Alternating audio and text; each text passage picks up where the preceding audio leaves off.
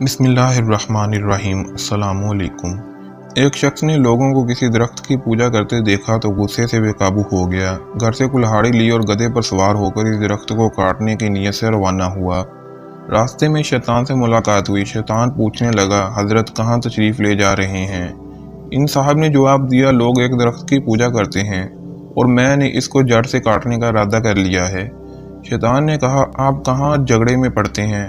जो मरदूद इसकी पूजा करते हैं खुद ही भुगतेंगे। बढ़ते बढ़ते दोनों में झगड़ा होने लगा और 3 मरतबा मार पीट हुई, लेकिन शैतान पर वो शख्स हर मरतबा गालिब आया। जब इस शैतान ने समझ लिया कि ये शख्स यूं काबू में आने वाला नहीं तो एक दूसरी चाल चली और कहने लगा, आप इस काम को रहने दें, इसके बदले में रोज़ाना आपको 4 दिरहम दिया करूँगा जो हर रोज़ सुबह के वक्त आपके बिस्तर के नीचे से मिला करेंगी। शैतान की ये चाल कामयाब हो गई। वो शख्स अपने घर वापस चला गया और रोजाना सुबह बिस्तर के नीचे से 4 दिरहम मिलने लगे। कुछ दिन तो ये सिलसिला चला, लेकिन फिर वही हाल आहिस्ता आहिस्ता दिरहम मिलना बंद हो गए।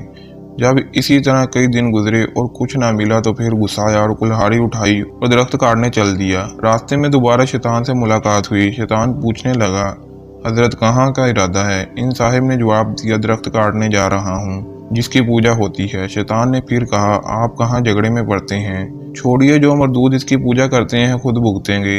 इन साहब ने इनकार कर दिया और कहा, अब तो जरूर काटूंगा, बिल्कुल भी नहीं छोड़ूंगा। शैतान ने मना किया, लेकिन ये साहब असरार करते रहे। लिहाजा दोबारा मुकाबला हुआ जिसमें इन साहब को शिकस्त हुई और शैतान ने इनको चित कर दिया। शैतान कहने लगा, बस मियाँ, अब ये काम तुम्हारे बस का नहीं, क्योंकि पहले तुम अल्लाह की रजा के खातिर दरख्त काटने जा रहे थे, लेकिन अब 4 दिन के लिए जा रहे हो, इसलिए अब तुम मुझे शिकस्त नहीं दे सकती।